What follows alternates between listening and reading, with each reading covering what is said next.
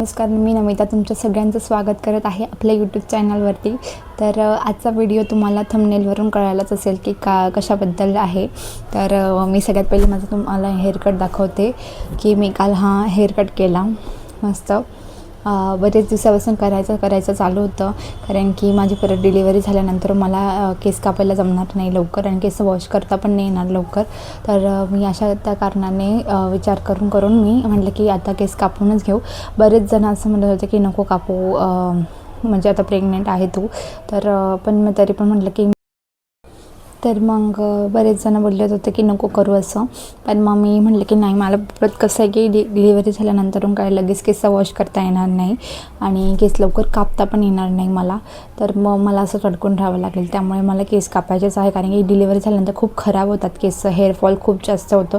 उलट माझं आत्ता तरी हेअरफॉल कमी आहे, एकदम कमी आहे. पण डिलिव्हरी झाल्यानंतर काही सांगता येत नाही की होऊ शकतो, चान्सेस वाढू शकतात हेअरफॉल होण्याचे. त्याच्यामुळे मी म्हटलं की नको, माझं अजून डॅमेज होण्यापेक्षा मी केस कट करून आलेलीच बरी. तर त्यामुळे मी असा छानसा लुक केलेला आहे. मला पण स्वतःला छान वाटलं. मला शॉर्ट केसेस करायचे होते, भरपूर दिवसापासून करायचे होते. खरं हे मला मायराच्या बड्डेलाच करणार होते मी केसांचं, पण मी तरी खूप थांबले की नाही थांबू असं, अजून लवकर नको. परत काय लवकर जर हळूहळू ग्रोथ आली तर परत केस कट करायला प्रॉब्लेम होईल. तर म्हणून मी थांबून घेतला, म्हणून मी या महिन्यात केला. म्हटलं जाऊ दे, या महिन्यात करूया, कारण की पुढच्या महिन्यात डिलेवरी असेल तर मग मला तेव्हा नाही जमणार करायला. आणि मी त्याच्यात हे स्ट्रेटनर घेतलं आहे बरेच दिवसात, म्हणजे 1-2 महिने झाला असेल की हे स्ट्रेटनर घेऊन. पण हे वेगाचं स्ट्रेटनर आहे, मी आत्ताच केलेलं आहे. तर त्यामुळे ओपन केलं आहे.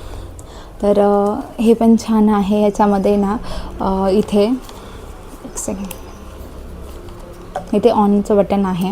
आपण स्विच ऑन केल्यानंतर इथे ऑफ दिसल्यानंतर म्हणजे आपण इथं प्रेस करून ठेवायचं, ऑन करायचं.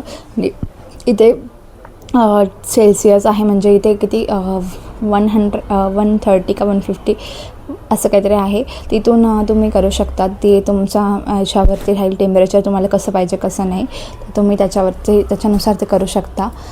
आणि 230पर्यंत आहे, 230 का 280पर्यंत असं काहीतरी ते सेल्सिअसपर्यंत आहे. पण मी मोस्ट ऑफली 210 सेल्सिअसपर्यंतच करते. खूप गरम होऊन जाते, हीट वाढून जाते, तर मग केसांना पण थोडंसं हीट मिळून जाते. पण मी जास्त पण नाही करते आणि परत बंद करून घेते. पण छान आहे हे स्ट्रेटनर. मी आता सध्या 2-4 महिन्यापासून, म्हणजे भरपूर महिने झाले असेल मी हे स्ट्रेटनर घेतलेलं आहे, 3-4 महिने झाले असतील. पण मी तेव्हापासून हे यूज केलेलं आहे, भरपूर वेळ केलेला असेल मी हे स्ट्रेटनर यूज. पण छान आहे, इफेक्टिव्ह. मला तर हवंच होतं, कारण की माझे केस आहे ना असे कधी कधी कर्ली होऊन जातात, फ्रीझी पण होऊन जातात. त्याच्यामुळे मला पाहिजेच होतं हे स्ट्रेटनर. सो असं काही आहे. आणि आज पण आम्ही छान रुटीन चेकअपला गेलेलो होतो डॉक्टरकडे. तुम्हाला सांगायचं आहे की माहेराने आमच्यासोबत काल एक सीन केला. आम्ही तिघं पण गाडीवरून पडलो. इथेच आम्ही आमच्या बिल्डिंगच्या इथेच जवळ आलेलो होतो, म्हणजे बिल्डिंगच्याच मध्ये एंटर करत होतो. तर तिथून आमची गाडी स्लिप होऊन गेली आणि आम्ही तिघं पण एकदम म्हणजे पडून गेलो. सुरुवातीला काही जाणवलं नाही आम्हाला की आम्हाला काही लागलं आहे वगैरे असं. मला फक्त इथेच थोडंसं लागलेलं होतं, थोडंसं खरचटलेलं होतं. तर इतका म्हणजे ती एवढी आगाऊ झालेली ना की समजत नाही आता की मी काय करू असं. म्हणजे तिला ना आम्ही किती पण थोडंसं ओरडलो किंवा काही केलं तरी पण ती नॉर्मल रिॲक्टच करणार. ती अजिबात ते घाबरणार नाही का काही, असं तिला वाटणार नाही की हे मला ओरडत आहे काय. म्हणजे आम्ही काल असं येत होतो आणि तिचं असं चालू होतं, तिची चप्पल निघाली तर तिने चप्पल पण दिली. माझ्या हातात फोन पण होता, प्लस माझ्या हातात पिशवी, म्हणजे आमचं जेवणाचा पण पिशवी होती अशी. तर असं सगळं होतं, तिघं होतं माझ्या हातामध्ये. आणि तिला ना म्हणजे घराच्या इथेपर्यंतच आलो आम्ही आणि तिचं चालू झालं की मला उठायचंच आहे. म्हणजे तिला ना, ही आमच्या दोघांच्या मध्ये बसते गाडीवरती आणि तिला असं उभं राहायचं असतं. तर तिची ती सवय, ती बसत नाही गाडीवरती असं, म्हणजे प्रॉपर असं बसलेली नाही ह्याच सीटवरती, तर तिला उभंच राहायचं असतं. आणि आम्ही तिला खूप समजवतो की अगं तू बस खाली, पण ती बसलेली होती. पण तिचं असं की तेव्हा तिची चप्पल पण निघाली, तिने मला चप्पल पण दिली. नेमकं माझं असं होतं की मी एक साईडला चप्पल पकडू का फोन पकडू का ती पिशवी पकडू आणि तिला पकडू, आणि तिचं असं चालू होतं की मला वरती उभं राहायचं आहे.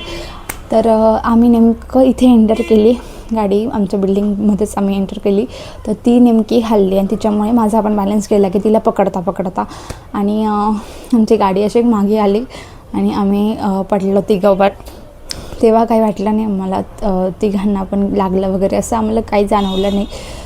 एकदम म्हणजे असं नॉर्मल वाटलं. नॉर्मल पण नाही, पण मी चेक केलं स्वतःला की मला काही लागलं आहे का नाही वगैरे असं. पण मग नंतर मी जेव्हा घरी आले ना, तेव्हा त्याच्यानंतर मला खूप जास्त हळूहळू त्रास व्हायला लागला. त्याच्यानंतर मी रात्रभर बिलकुल पण झोपली नाही, कारण की माझे पाय आणि कंबर, पाठ वगैरे खूप जास्त दुखायला लागलेलं होती, खूप जास्त पेन झालेलं होतं. मी अक्षरशः म्हणजे पूर्ण रात्रभर खरं सांगते झोपलीच नाही.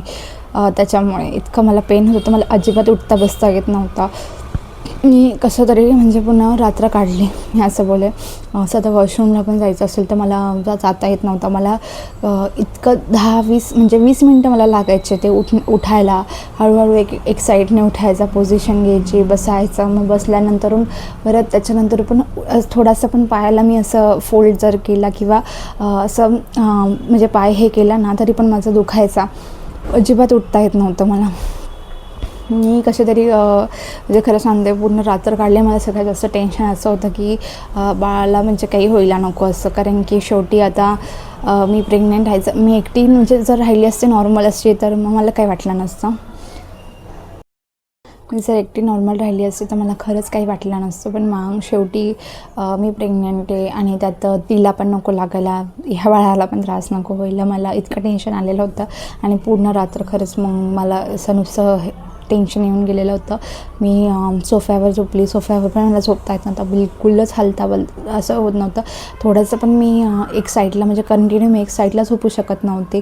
तर मी राईट साईडला झोपायची, लेफ्ट साईडला झोपायचे, पण मला बिलकुल पण पोझिशन पण चेंज करता येत नव्हते. इतके माझे पाय, कंबर, पाठ इतके दुखायचे, इतके डेंजर की बापरे. म्हणजे मी कालची रात्र कशी काढली असेल मला माहिती. आणि त्यानंतरून मी सकाळी उठली वगैरे, आवरलं.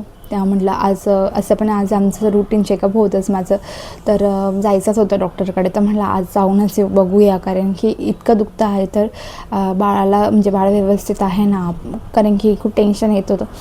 मग मी शेवटी फायनली आम्ही गेलो आणि डॉक्टरांना सांगितलं की माझं असं झालं आहे, मी पडली आहे असं. त्यांना पहिले वाटलं की मी घरात पडली असं, पण त्याच्यानंतर मी त्यांना परत रिपीट सांगितलं की मी गाडीवरून पडली, मी घरात नाही पडली असं. तर मी त्यांना परत एकदा सांगितलं की मी गाडीवरून पडली असं. तर मग ते बोलले मला की थोडी काळजी घे, कारण की आता थोडे दिवस राहिलेले आहे आणि तुला कसं पण करून 1 महिना तरी काढायचा. मग ट्रॅव्हल करताना थोडंसं सांभाळूनच कर असं. मी जास्त ट्रॅव्हल करतच नाही, म्हणजे मी कुठेच जात नाही, मी घरातच असते. तुम्ही तर माझे व्हिडिओ पण बघतात, तर मी घरातलेच व्हिडिओ शूट करते, कुठे बाहेर जातच नाही. आणि तिला घेऊन पण गाडीवरती मी पण रिस्क घेतच नाही. पण मग काल तो जो कोइन्सिडन्स झाला तो खूपच डेंजर होता. त्याच्यावरून पण आता मी एकदम थोडी सावधच राहील की जर गाडीवर यायचं असेल तर जिथे मला उतरायचं त्याच्या थोडंसं आधीच उतरून घेत जाईल आणि पायी चालत जाईल, उगीच रिस्क नको.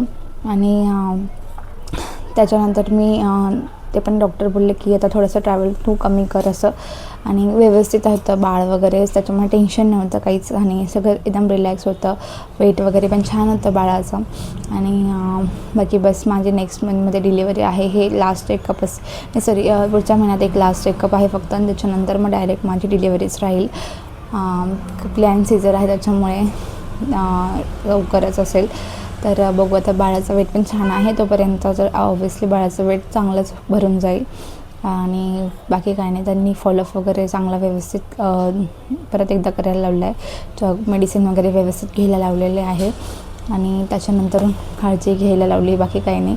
आता थोडंसं मला पण टेन्शन आहे की आता एवढे दिवस आहे, मी एवढे दिवस काढले, पण आता थोड्या दिवसासाठी मी पण स्वतः रिस्क घेणार नाही. जर कुठे जायचं राहिलं तर जवळच्या जवळ जरी जायचं राहिलं तरी पण मी व्यवस्थित सांभाळूनच जाईल असं. आणि मुलं राहिले का खरंच खूप हे राहतं गाडीवरती बसण्याला वगैरे. आणि सध्या मला गाडीवरती पण बसता वगैरे येत नाही अजिबात. तर 2 व्हीलरवर तर बिलकुलच नाही बसता येत असं. आणि ती राहते, मग आम्हाला तिला घेऊन जावं लागतं, सोडवावं लागतं तिकडे. तर कधी माझ्या आईकडे सोडते, कधी सासूकडे सोडते. जर आम्हाला डॉक्टरकडे कुठे जायचं राहिलं तर आम्ही तिला तिकडे सोडतो. घेऊन जात नाही तसं तिला, पण तरी पण तिला घेऊन जायचं म्हटलं तर तिचं असं आहे की पुढच्या सीटवर मला बसायचंच नाही, मला मागच्याच सीटवर बसायचं असं आणि उभंच राहायचं असं. तर ती नाही ऐकत अजिबात. आम्ही तिला खूप समजवतो की तू पुढे बस असं, पण ती अजिबात ऐकतच नाही. आणि त्यामुळे आता तिला पण कसं समजवणं, तीही लहानच आहे पण मग जरी आम्ही तिला प्रयत्न करतो खूप जास्त की समजवण्याचा की तू आता पुढे बस वगैरे, पण नाही ऐकत ती. तिला नाही आवडत ते. भरपूर मुले अशी असतात की त्यांना पुढेच म्हणजे सगळ्याच मुलांना पुढच्या सीटवर जास्त आवडतं पप्पांसोबत गाडीवरती बसताना. जर मी नसेल तर ती पुढे बरोबर बसते, पण मी असल्यावरती ती मुद्दाम मागे बसणार म्हणजे बसणार आणि उभंच राहणार. बसणार पण नाही प्रॉपर, उभंच राहणार तिचं हे फिक्स आहे. बस तेवढी काळजी घेईल मी आता. तुम्हीसुद्धा काळजी घ्या तुमच्या मुलांसोबत. जर तुम्ही असं ट्रॅव्हल वगैरे करत असेल, ते पण 2 व्हीलर असो किंवा 4 व्हीलर पण असो. 4 व्हीलर तरी एक वेळेस कम्फर्टेबल वाटते, पण 2 व्हीलरवर खूप थोडंसं रिस्क राहतेच. तर थोडंसं तुम्ही काळजी घ्या तुम्ही पण तुमची. जर तुम्ही प्रेग्नेंट वगैरे असाल, प्रेग्नेंट जरी नसला तरी पण तुम्ही तुमची काळजी घ्या. आणि उगीच बाळाला पण म्हणजे आपल्या बाळाला पण लागू शकतं, त्याच्यामुळे त्यांची पण काळजी घ्या. तर भेटूया आपण नेक्स्ट व्लॉगमध्ये. एवढाच आजचा पुरता व्हिडिओ एवढाच असेल. तर माझं चॅनल आवडलं असेल तर माझ्या चॅनलला नक्की सबस्क्राईब करा, लाईक करा, शेअर करा आणि लवकरच मी